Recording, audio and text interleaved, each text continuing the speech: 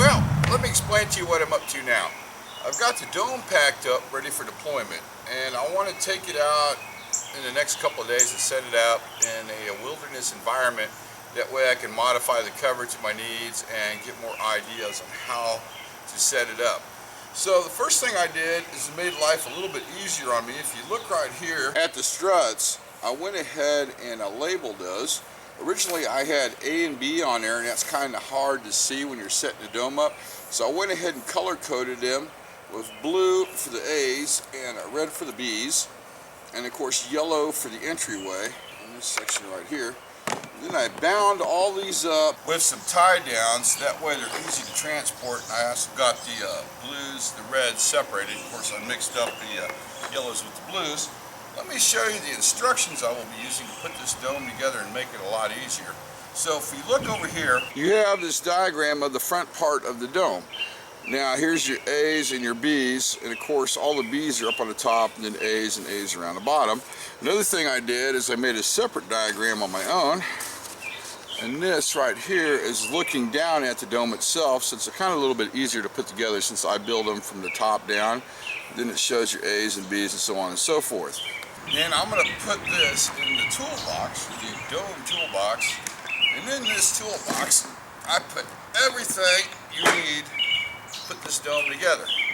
That way I can keep it together all as one unit. So we're going to see what is inside the dome toolbox.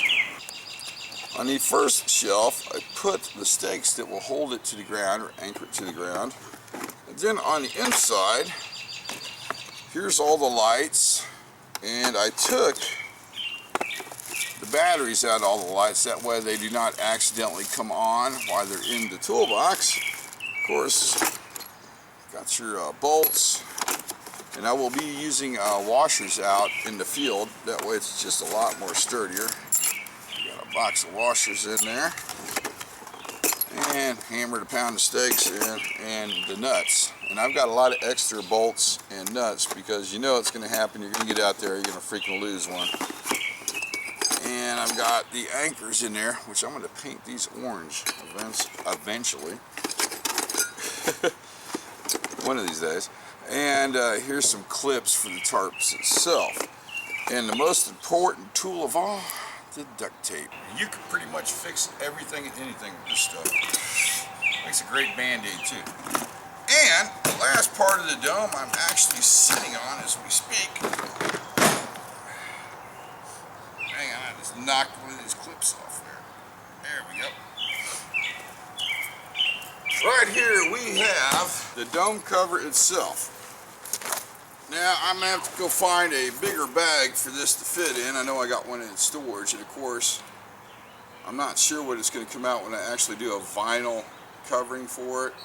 Might need even a bigger yet bag, but this is the top, and in here I've got a lot of littler tarps that I'm actually going to be using as the floor. And maybe when I'm out in the field I can kind of piece a floor together, so I got all my extra tarps in there, and I'm going to go ahead and put the instructions in here so I do not lose them.